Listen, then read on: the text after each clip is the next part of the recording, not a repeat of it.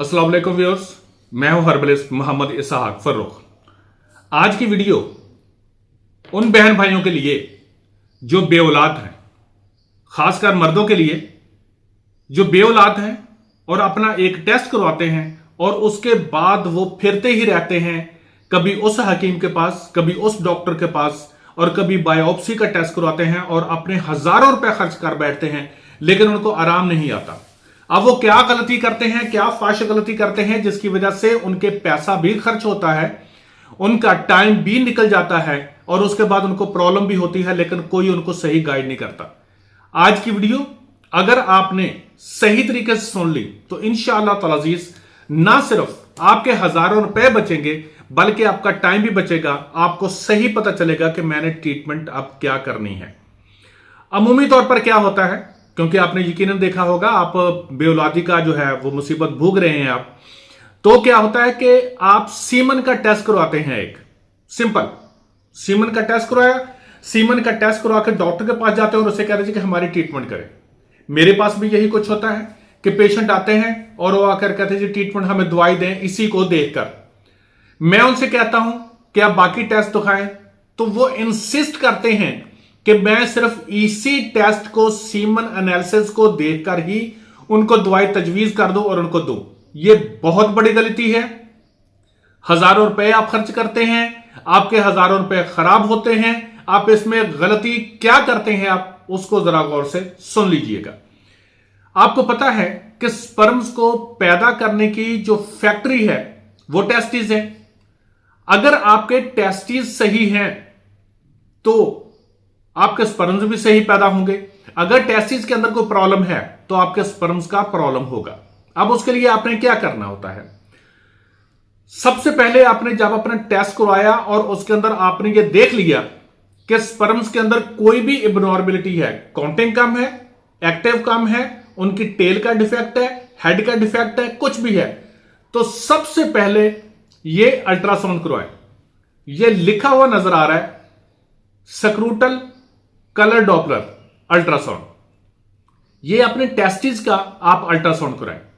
कोई भी मेल इस चीज में शर्माए नहीं। कई पूछते हैं डॉक्टर साहब इसका अल्ट्रासाउंड भी होता है। अरे भाई, इसका अल्ट्रासाउंड होता है और जो भी आपके स्पेशलिस्ट बड़े डॉक्टर बैठे हैं अल्ट्रासाउंड करने वाले, वो अल्ट्रासाउंड करते हैं, ठीक है ना।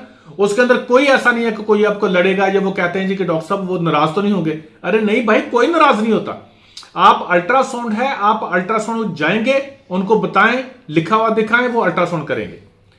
उसके अंदर आपको पता चलेगा कि क्या वेरिकोसेल तो नहीं है, क्या हाइड्रोसेल तो नहीं है, या एपिडिडिमस के अंदर कोई सिस्ट तो नहीं बनी हुई, या वहां पर कोई माइक्रोलिथियोसिस तो नहीं है, या कोई और एबनॉर्मेलिटी तो नहीं है, या उनका साइज जो है टेस्टिस का वो कम तो नहीं है। नॉर्मल साइज जो होता है टेस्टिस का वो होता है 40 mm से लेकर 50 mm तक, यानी कि 40 mm से लेकर 50 mm तक। अगर किसी का टेस्टिस का साइज इससे कम है, 20, 25, 30, 35 है, और डॉक्टर ने ये लिखा हुआ है नॉर्मल साइज, तो बराबर वो गलत है, उसमें पूरे स्पर्म्स पैदा नहीं होते। एक तो आपको इसमें यह पता चल जाएगा। और एजोस्पर्मिया के जो मरीज हैं उनके लिए तो ये टेस्टिस का अल्ट्रासाउंड करवाना इंतहाई जरूरी है। अगर वो टेस्टिस का अल्ट्रासाउंड नहीं करवाते और सिंपल आकर यही कहते हैं कि हमें सिर्फ सीमन एनालिसिस को देखकर हमें रिपोर्ट इसी के ऊपर दवाई लेकर दे, तो सवाए आप पैसा खर्च करने के और कुछ नहीं कर रहे। आपको आराम नहीं आने वाला, क्योंकि आपको यह नहीं पता अभी कि मुझे प्री टेस्टिकुलर एजोस्पर्मिया है, टेस्टिकुलर एजोस्पर्मिया है, या पोस्ट टेस्टिकुलर एजोस्पर्मिया है। आपको किसी चीज का पता ही नहीं। अब आपने टेस्टिस का अल्ट्रासाउंड करवा लिया, उसमें आपको पता चल गया कि क्या है। आप उसकी स्पर्म्स पैदा करने की मेडिसिन नहीं खाएं, आप सिर्फ मेडिसिन खाएं टेस्टिस के अंदर जो फॉल्ट है उसको दूर करने की। जब वो फॉल्ट ठीक होगा, टेस्टिस के जो स्पर्म्स है वो ऑटोमेटिक बढ़ जाएंगे। इसके अलावा और आपने क्या करना है, आपने ये देखा कि मेरे स्पर्म्स है नहीं या कम है और मैंने टेस्टिस का अल्ट्रासाउंड भी करवा लिया है, और इसके साथ आप क्या करें, हार्मोन के टेस्ट करवाएं। अब आपको बहुत मुश्किल लग रहा होगा कि यार मैंने तो वो 1000 रुपए की सीमन एनालिसिस करवा लिया और फलां डॉक्टर के पास गया हूं, उसने दवाई भी लिख दी, ये ऐसे खाम खा मुझे कहे जा रहा है।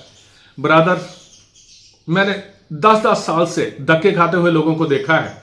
जब वो आते हैं तो आकर कहते हैं डॉक्टर साहब मैं फलां प्रोफेसर के पास गया, और प्रोफेसर क्या करते हैं, यहां पर एक और चीज सुन ले, वो सिर्फ आपकी बायोप्सी करते हैं कि आपकी टेस्टिस के अंदर देखते हैं जी कि क्या यहां पर स्पर्म है।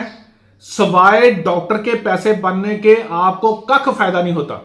डॉक्टर के पैसे बनते हैं, आपको किसी चीज का फायदा नहीं होता, क्योंकि अगर वहां पर स्पर्म हूं भी तो वो आपके किसी काम के नहीं, क्योंकि उन स्पर्म्स के साथ आईवीएफ नहीं होता। 2 से 3 महीने के बाद मिसकैरेज हो जाता है।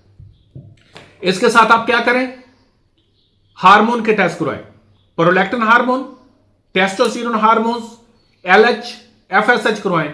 इनमें से जो भी एबनॉर्मल है उसकी ट्रीटमेंट करें, अल्लाह रब्बुल इज्जत रहमत फरमाएगा, आपको शिफा हो जाएगी।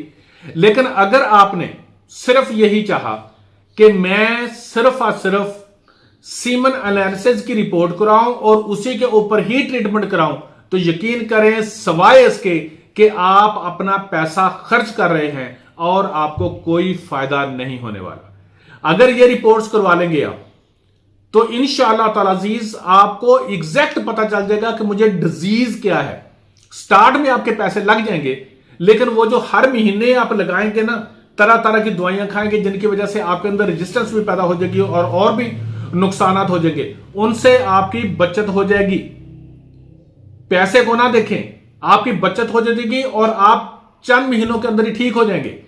लेकिन अगर आपने ये सब कुछ ना करवाया और सिर्फ ये समझा कि नहीं कुछ नहीं होता, बस सीमन एनालिसिस करवाया, जैसे मुझे भी कहते हैं, और डॉक्टर साहब जी आप छोड़ो जी, वो इतने रफड़ में नहीं हमसे पढ़ा जाता, आप सिर्फ हमें बस ये इसी पर ही रिपोर्ट पर दे दे दवाई, और मैं इनकार कर देता हूं कि नहीं भाई आप किसी और के पास चल जाए। और 100% वो जिसके पास जाते हैं वो उनको दवाइयां लिख देता है, लेकिन फिर भी वो क्या करते हैं, साल के बाद धक्के खा के आते हैं और फिर आकर वही होता है उनके हाथ में, टेस्टिस की रिपोर्ट भी होती है और जो मैं टेस्ट लिखे होते हैं वो भी होते हैं कि डॉक्टर साहब हमने बहुत दवाई खाई, आराम नहीं आया, अब ये टेस्ट हमने करवाए। तो ब्रदर, आप बाद में टेस्ट करवाने के बजाय पहले ही टेस्ट करवाएं और उन टेस्टों की बुनियाद पर आप ट्रीटमेंट करें। अल्लाह रब्बुल इज्जत की जात रहमत फरमाए, रब्बुल इज्जत की जात तमाम जितने भी बीमार हैं उनको शिफा दे और हर किसी पर अपना फजल फरमाए। Thank you so much. Allah.